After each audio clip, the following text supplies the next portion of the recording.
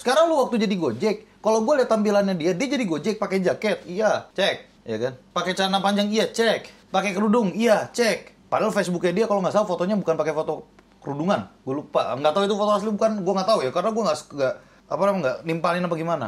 Terus kalau misalnya ngelihatnya dia juga banyak bisa konsumennya apa segala macam. Lalu kalau misalnya narik Gojek, lu pakai celana pendek, pakai kaos, cuman diminta nunggu sebentar aja lu udah spam chat, diminta nunggu sebentar 5 menit lu udah spam call. Bintang lu berapa? 1 apa 5? Ya kan customer yang rese kan. Lah, ya sudah, lu tuh penyedia jasa. Kalau lu penyedia jasa sekarang, ngapain lu sosokan jadi orang yang dibutuhkan? Semua penyedia jasa tuh begitu. Customer yang rese mau gimana? Lah ya sudah, kalau customer yang rese itu juga ada ininya, ada alasannya. Sekarang gini, gue misalnya ya, jadi driver. Gue jadi driver, gak mungkin gue kayak marah-marah sama konsumen gue sendiri tuh. Ngapain? Yang butuh duitnya kan gue. Terus ngapain gue marahin konsumen? Konsumen gak dapet, tinggal cari lagi. Lu tuh penyedia jasa, Ji. Gue juga dulu ojek online. Gue juga. Lah iya, lu tahu kan? Sekarang gue tanya, lu ojek online, lu butuh penumpang nggak? Tuh. Lu penyedia jasa bukan? Iya. Ya udah, lu mana customer service lu? Itu logika aja sekarang. Gue juga sama, misalnya gue telepon nih, Excel gue bermasalah, atau Indosat gue bermasalah. Gue telepon customer service, terus dia tiba-tiba bilang, lu, jangan lupa sensor, ya, lu, iyalah. Iya. Gue sebagai admin CS ya, gue ngomong begitu, salah gak gue? Nah, itu artinya si perempuan itu, si orang itu, atau gojek-gojek lain yang bisa dapat gede, ya, dia itu ada pemikiran. Oh, gue tuh biar dapat gede tuh harus apa?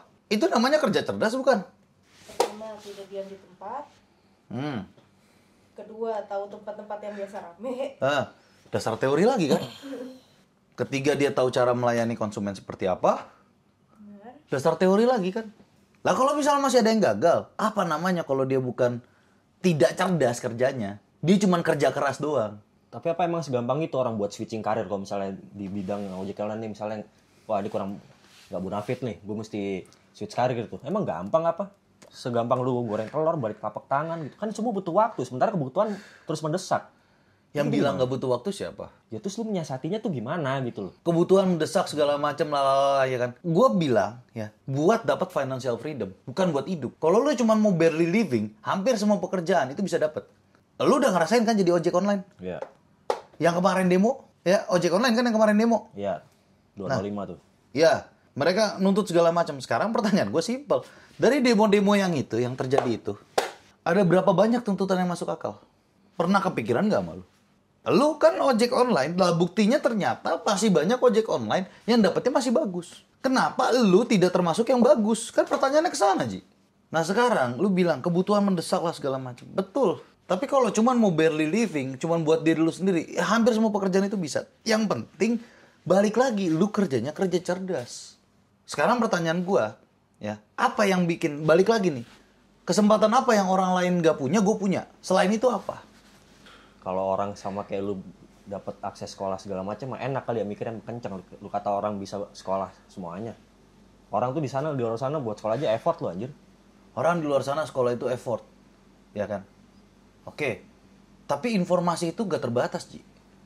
Informasi itu gak cuma dari sekolah, Ji. Maksudnya apa gue bilang informasi itu gak terbatas? Ya. Yang namanya pola pikir, yang namanya pemikiran orang segala macam itu gak cuma terbentuk dari pendidikan. Habitual itu tuh. Nah betul, semuanya itu habitual. Ya, kalau misalnya emang lu bisa mendedikasikan diri lu untuk sesuatu yang habit yang bagus, gitu. Lu bilang sekolah itu bisa dapat fasilitas segala macam buat mikir lah segala macam. SD, SMP, SMA itu udah nggak pakai biaya pemungutan segala macam. Kata siapa? Pemungutan apa? Coba sini. Kan banyak yang bayar SPP lah buat bayar ini itulah. SPP gratis. Apa bayar ini tuh apa? Fasilitas sarana prasarana, gaji guru honorer. Loh, kagak bayar. Oke, sekarang gini, ya. Pertanyaan gue simpel. Yang menentukan pembayaran itu siapa? Sekolah. Sekolah. Salah. Siapa? Ada namanya komite. Ya. Anggota komitenya siapa? Guru. Salah. Salah lagi. Anggota komitenya, tolong di setelin dong. Anggota komitenya, ya, itu ya wali murid. Jadi kalau sampai ada bayaran segala macam, yang menuntut bayarannya siapa? Orang tua siswa yang kerja sekolah di sana lah. Oke lah kalau misalnya soal guru honorer, ya gue setuju. Nasib guru honorer itu masih perlu perjuangkan. Gue setuju banget. Tapi di luar itu, ya, di luar masalah-masalah yang seperti itu, kayak buat apa? Kemarin yang sampai ribut sama Gubernur Jawa Barat, studi tour segala macam. Yang nentuin siapa? Sekolah kah? Bukan, gak ada urusan sekolah mah. Ya, itu yang pertama. Terus balik lagi, begitu dia sudah usia 19 tahun, ya, dia sudah legal untuk mencari pekerjaan segala macam. Balik lagi, barely living itu banyak, Ji. Lu tamat SD cuma mau barely living itu banyak, Ji. Gaji lu 800.000 sebulan katakanlah. Ya, itu masih bisa lu cicil 50.000 sebulan. 50.000. Ya walaupun butuh waktu lama 3 tahun ya. Bisa, Ji. Mau dihitung sekarang. 50 kali 12. Berapa? 600.000. Kali 3, 4 tahun deh. 600 kali 4. 2,8. Dapat gak lu Android? Dapat 2.800.000-nya lu beliin internet. Bisa gak lu belajar? Bisa. Gitu kan lu ide ya, lu nggak tahu misalnya ada itu anak tanggungan orang tua bebanin buat biaya adiknya sekolah lah, buat orang tuanya lah segala macem. Lu kata hidupnya emang enak-enak aja sesuai hitungan lu. Sekarang gini ya, lu ngomong ke gua, katakanlah hidupnya agak susah lah. Masih sandwich. Ya. Gak usah ngomongin sandwich generation dulu. Bagi gua sandwich generation itu tolol. Lo kok tolol sih? Kok lu makin hina orang sih? Lah ya tolol gak? Sekarang lu udah tahu miskin, ngapain lu bikin anak? Lah itu hak orang. Lah ya berarti dia mempersulit dirinya sendiri dong. Kenapa nyalain orang? Kenapa nyalain kemiskinan struktural? Lah kan masyarakat miskin dipelihara oleh negara. Oke, masyarakat miskin dipelihara oleh negara. Bukan berarti masyarakat miskin itu punya hak untuk memiskinkan dirinya sendiri. Negara memfasilitasi, memberikan pendidikan dan lain sebagainya. Itu kewajiban negara, betul. Tapi sekarang pertanyaan gua, lu udah tahu susah, ngapain bikin hidup lu makin susah? Nggak sekalian aja negara memfasilitasi negara yang tukang mabok, tukang judi online.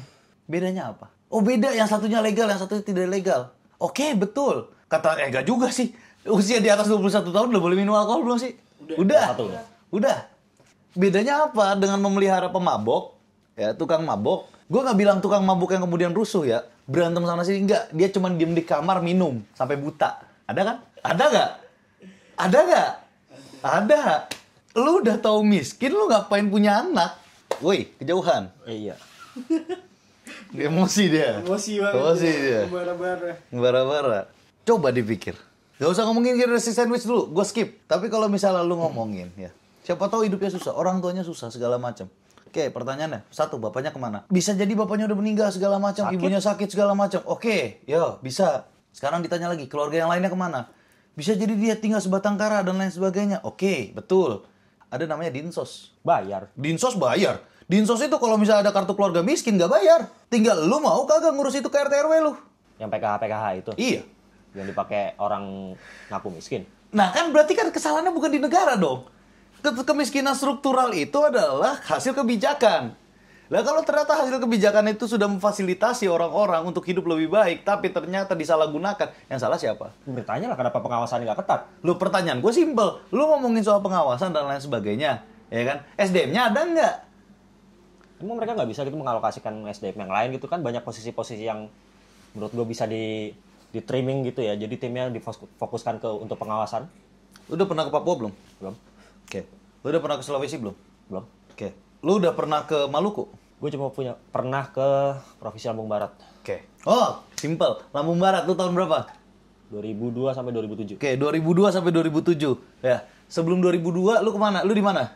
Masih di Bekasi. Oke, lu masih di Bekasi. Gue tanya sama lu, aksesnya di Bekasi sama Lampung Barat tahun 2001 dan 2002 lebih gampang mana? 2002 itu setelahnya kan? Gue tanya sama lu, akses di 2001 di Bekasi, ya, dan akses 2002 di Lampung Barat. Lebih bagus mana? Pertanyaan sulit. Fair-fairan aja. Gak sulit kan? Ya Bekasi. Nah, itu lu Lampung. Lampung itu paling timurnya Pulau Sumatera yang dia berdekatan dengan Pulau Jawa. Lu mau ngomongin soal SDM, kalau infrastrukturnya gak ada, mau ngapain? Sekarang gua tanya, ya, Stephen Hawking lu taruh sini, gak ada komputer, gak ada apa, dia bisa apa? Gak bisa ngapa-ngapain. Lah iya, main catur sama gua aja kalah. Tiduran dong di sini, Pak. Lu nggak bener gak? Bener emang semuanya. Sudah fasilitasi.